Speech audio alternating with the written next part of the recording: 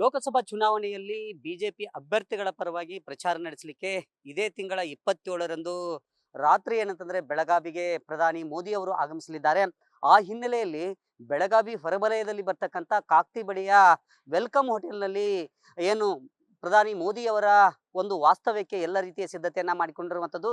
ಇದೀಗ ನಾ ಹೋಟೆಲ್ ಮುಂಭಾಗದಲ್ಲಿ ನಾನಿದ್ದೀನಿ. ಇದು ಏನಂತಂದ್ರೆ ಮೋದಿ ಅವರು 27ನೇ ತಾರೀಕಿನಂದು ರಾತ್ರಿ ಏನಂತಂದ್ರೆ ವಾಸ್ತವ್ಯ ಮಾಡಲಿರುವಂತ ಹೋಟೆಲ್ ಆಗಿದೆ. ಇದು ಏನಂತಂದ್ರೆ ಬಿಜೆಪಿಯ ಸಂಸದರಾಗಿರುವಂತ ಅಣ್ಣಾ ಸಾಹೇಬ್ ಜೊಲ್ಲೆ ಅವರ ಒಡೆತನದ ವೆಲ್ಕಮ್ ಹೋಟೆಲ್. ಇಲ್ಲಿ ಏನಂತಂದ್ರೆ ಸಂಜೆ ಏನಂತಂದ್ರೆ ಮೋದಿ ಅವರು ಇಲ್ಲಿ ಗೋವಾದಿಂದ ನೇರವಾಗಿ ಬೆಳಗಾವಿಗೆ ಆಗಮಿಸ್ತಾರೆ. ಬೆಳಗಾವಿಗೆ ಆಗಮಿಸಿ ಇದೇ ಹೋಟೆಲ್ನಲ್ಲಿ ಏನಂತಂದ್ರೆ ರಾತ್ರಿ ವಾಸ್ತವ್ಯವನ್ನ ಮಾಡಿ ಬೆಳಗಿನ ಜಾವ ಏನಂತಂದ್ರೆ ಬೆಳಗಾವಿ ಅಲ್ಲಿ ಏನು ಬಿಜೆಪಿ ಅದರಲ್ಲೂ ಚಿಕ್ಕೋಡಿ ಲೋಕಸಭಾ ಕ್ಷೇತ್ರ ಹಾಗೇನೆ ಬೆಳಗಾವಿ ಲೋಕಸಭಾ ಕ್ಷೇತ್ರದ ಇಬ್ಬರು ಅಭ್ಯರ್ಥಿಗಳ ಪರವಾಗಿ ಏನಂತಂದ್ರೆ ಬೆಳಗಾವಿಯಲ್ಲಿ ಹಮ್ಮಿಕೊಂಡಿರುವಂತಹ ಸಮಾವೇಶದಲ್ಲಿ ಪಾಲ್ಗೊಂಡು ಮತಯಾಚನೆಯನ್ನ ಮಾಡಿ ಅದಾದ ನಂತರ ನೇರವಾಗಿ ಏನಂತಂದ್ರೆ ಬಾಗಲಕೋಟ್ ಸೇರಿದಂತೆ ಬೇರೆ ಬೇರೆ ಭಾಗಗಳಲ್ಲಿ ಒಂದು ಪ್ರಯಾಣವನ್ನ ಬೆಳೆಸಿ ಏನಂತಂದ್ರೆ ಆ ಭಾಗದ ಕರ್ನಾಟಕದ ವಿವಿಧ ಸ್ಥಳಗಳಲ್ಲಿ ಏನು ಬಿಜೆಪಿ ಅಭ್ಯರ್ಥಿಗಳ ಪರವಾಗಿ ಏನಂತಂದ್ರೆ ಮತಯಾಚನೆಯನ್ನ ಮಾಡಲಿದ್ದಾರೆ. ಅದಾದ ನಂತರ ಏನಂತಂದ್ರೆ ನೇರವಾಗಿ ದೆಹಲಿಗೆ ಒಂದು ಪ್ರಯಾಣವನ್ನ ಬೆಳೆಸಲಿದ್ದಾರೆ.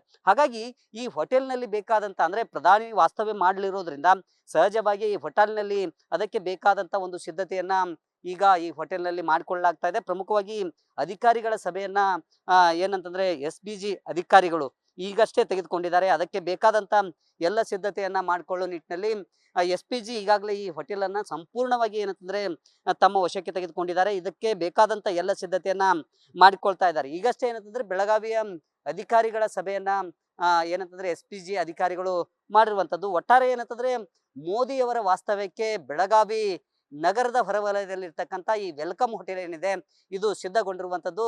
ಅದಕ್ಕಾಗಿ ಎಲ್ಲ ರೀತಿಯ ಸಿದ್ಧತೆಯನ್ನ ಮಾಡಿಕೊಳ್ಳಲಾಗಿದೆ. ಕ್ಯಾಮ್ರಾಮನ್ ರವಿ ಜೊತೆ Srikanth Kulkarni, news first Belagavi. News first ನಿರ್ಭೀತಿಯಿಂದ ನಿಮ್ಮ ಪರವಾಗಿ.